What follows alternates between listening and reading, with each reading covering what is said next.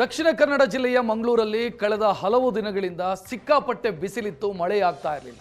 ಆದರೆ ನಿನ್ನೆ ತಡರಾತ್ರಿ ಮಳೆಯಾಗಿದೆ. ತಡರಾತ್ರಿ ಸುರಿದಂಥ ಮಳೆಯಿಂದಾಗಿ ಅಲ್ಲಲ್ಲಿ ಅವಾಂತರಗಳು ಸೃಷ್ಟಿಯಾಗಿದೆ. ಭಾರೀ ಮಳೆಗೆ ಮಂಗಳೂರಿನ ಹಲವು ಪ್ರದೇಶಗಳು ಜಲಾವೃತವಾಗಿದೆ.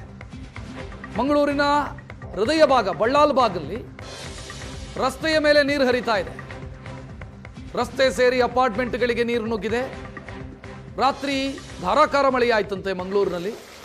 ಇದರಿಂದಾಗಿ ಸೃಷ್ಟಿಯಾಗಿರುವಂಥ ಸಮಸ್ಯೆಗಳನ್ನು ನೀವು ನೋಡ್ತಾ ಇದ್ದೀರಿ. ಒಂದು ಹಂತದಲ್ಲಿ ಮಳೆ ಬಂದು ನಿಂತು ಹೋಯಿತು ದಕ್ಷಿಣ ಕನ್ನಡ ಜಿಲ್ಲೆಯಲ್ಲಿ.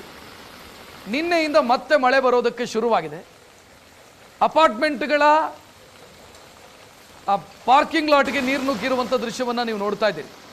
ಬಳ್ಳಾಲ್ ಭಾಗ ಮಂಗಳೂರಿನ ಹೃದಯ ಭಾಗ ಅಲ್ಲಾಗಿರುವಂಥ ಅನಾಹುತಗಳು, ಅವಾಂತರಗಳ ದೃಶ್ಯವನ್ನು ನೀವು ನೋಡ್ತಾ ಇದ್ದೀರಿ. ರಸ್ತೆಯಲ್ಲಿ ನೀರು ನಿಂತಿದೆ, ತಗ್ಗು ಪ್ರದೇಶಗಳಿಗೆ ನೀರು ನುಗ್ಗಿದೆ, ಅಪಾರ್ಟ್ಮೆಂಟ್ಗಳಿಗೆ ನೀರು ನುಗ್ಗಿದೆ.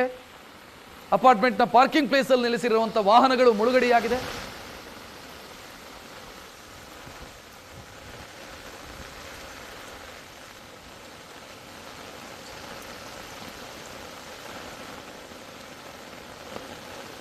ನಿನ್ನೆ ತಡರಾತ್ರಿ ಮಳೆಯಾಗಿದೆ. ತಡರಾತ್ರಿ ಸುರಿದಂಥ ಮಳೆಯಿಂದಾಗಿ ಅಲ್ಲಲ್ಲಿ ಅವಾಂತರಗಳು ಸೃಷ್ಟಿಯಾಗಿದೆ.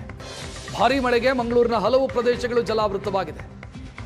ಮಂಗಳೂರಿನ ಹೃದಯ ಭಾಗ ಬಳ್ಳಾಲ್ ಭಾಗದಲ್ಲಿ ರಸ್ತೆಯ ಮೇಲೆ ನೀರು ಹರಿತಾ ಇದೆ. ರಸ್ತೆ ಸೇರಿ ಅಪಾರ್ಟ್ಮೆಂಟ್ಗಳಿಗೆ ನೀರು ನುಗ್ಗಿದೆ. ರಾತ್ರಿ ಧಾರಾಕಾರ ಮಳೆಯಾಯಿತಂತೆ ಮಂಗಳೂರಿನಲ್ಲಿ. ಇದರಿಂದಾಗಿ ಸೃಷ್ಟಿಯಾಗಿರುವಂಥ ಸಮಸ್ಯೆಗಳನ್ನು ನೀವು ನೋಡ್ತಾ ಇದ್ದೀರಿ. ಒಂದು ಹಂತದಲ್ಲಿ ಮಳೆ ಬಂದು ನಿಂತು ಹೋಯಿತು ದಕ್ಷಿಣ ಕನ್ನಡ ಜಿಲ್ಲೆಯಲ್ಲಿ.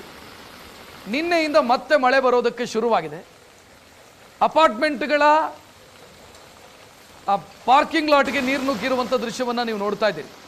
ಬಳ್ಳಾಲ್ ಭಾಗ ಮಂಗಳೂರಿನ ಹೃದಯ ಭಾಗ ಅಲ್ಲಾಗಿರುವಂಥ ಅನಾಹುತಗಳು, ಅವಾಂತರಗಳ ದೃಶ್ಯವನ್ನು ನೀವು ನೋಡ್ತಾ ಇದ್ದೀರಿ. ರಸ್ತೆಯಲ್ಲಿ ನೀರು ನಿಂತಿದೆ, ತಗ್ಗು ಪ್ರದೇಶಗಳಿಗೆ ನೀರು ನುಗ್ಗಿದೆ, ಅಪಾರ್ಟ್ಮೆಂಟ್ಗಳಿಗೆ ನೀರು ನುಗ್ಗಿದೆ.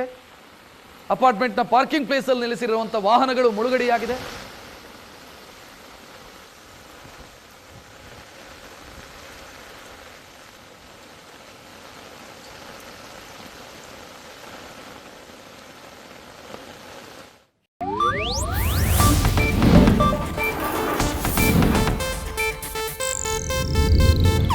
ಇದು ಏಷ್ಯಾನೆಟ್ ನ್ಯೂಸ್ ನೆಟ್ವರ್ಕ್ ಪ್ರಸ್ತುತಿ.